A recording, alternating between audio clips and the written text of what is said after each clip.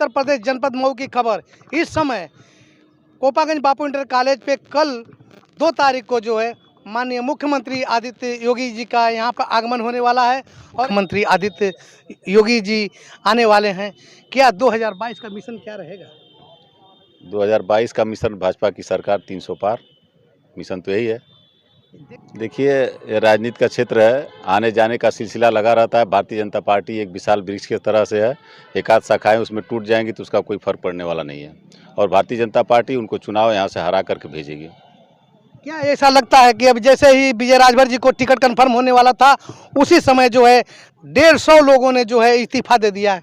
क्या ऐसा लगता है? ऐसी कोई बात तो नहीं है, किसी ने इस्तीफा नहीं दिया है। भारतीय जनता पार्टी से किसी ने इस्तीफा दिया तो बताइए। देखिए, अब किसी की राजनीतिक महत्वाकांक्षा है, उसको रोका नहीं जा सकता है। अगर कहीं अवसर नहीं मिला, उनको अवसर का इंतजार करना चाहिए था, नहीं किया उन्होंने तो अब अपनी वहाँ भविष्य तलाश रहे होंगे, निर्दल चुनाव लड़ रहे हैं। ये अभी हमारे जो है बीजेपी के जो वरिष्ठ नेता और डॉक्टर भी हैं उनसे जानकारी लेते हैं। सर, 2022 का मिशन क्या रहेगा? 2022 का मिशन 300 पार। जैसे लोगों ने कहा कि बहुत सालिया महंगाई की मार अब की पारी मोदी सरकार, बहुत सालिया पेट्रोल की मार अब की पारी मोदी सरकार। सर, 2022 का मिशन क्या रहेगा? हमारी जीत होगी, भारतीय जनता पार्टी 300 से ऊपर जीतेगी और महंगाई की मार कुछ नहीं है। महंगाई की मार जिस तरह से बातें लोग करते हैं, पेट्रोल का दाम पूरे इंटरनेशनल मार्केट में पेट्रोल का दाम बढ़ा है और उसको अगर कंपैरिजन करें 2002-2004 से तो आप पाएंगे कि 2014 में 74 रुपया था और पूरे सब्सिडी के साथ था। अभी बिना सब्सिडी का है और पूरा दाम जो है उसका है, तो उसके लिए बहुत परेशान होने की जरूरत है, क्योंकि अगर आप पैसे का मूल्यन देखेंगे तो उसी तरह से हुआ। इससे उसको अब महंगाई में शायद दूसरी सरकार रहती तो ये इसकी स्थिति बहुत विकट होती। जिस तरह से कोविड की मार रही है, 2 वर्षों तक लगातार सरकार ने जिस तरह से मदद की है वो अपने आप में अद्भुत है और विश्व के सब देश इसको मान रहे हैं।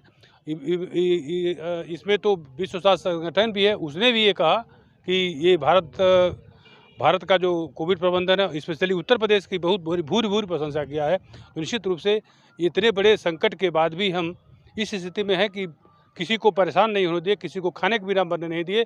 ये सब चीज़ें इस सरकार के प्रबंधन को शो करता और हम इसी आधार पर जीतेंगे। वो तो सपना देखे कि हम चाँद पर घर बना लेंगे और पता चला कि चाँद पर घर बना लेंगे और सपना देख लिए कि चाँद पर घर बन गया है, बन जाएगा।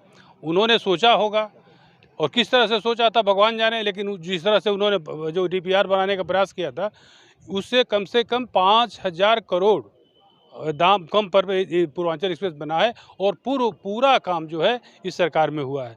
वो तो हर काम में, अगर आप लोगों ने देखा होगा, ये जो गोरखपुर नेशनल हाईवे है, इसकी स्थिति ये थी कि पैसा बहुत पहले आया, डीपीआर बन गया, सब कुछ हो गया, लेकिन इन्होंने ज़मीनों का पैसा तक नहीं दिया, जिसके चलते आज तक ये काम लटका रहा है। अब काम चल रहा है तो कुछ दिनों में भी पूरा हो जाएगा।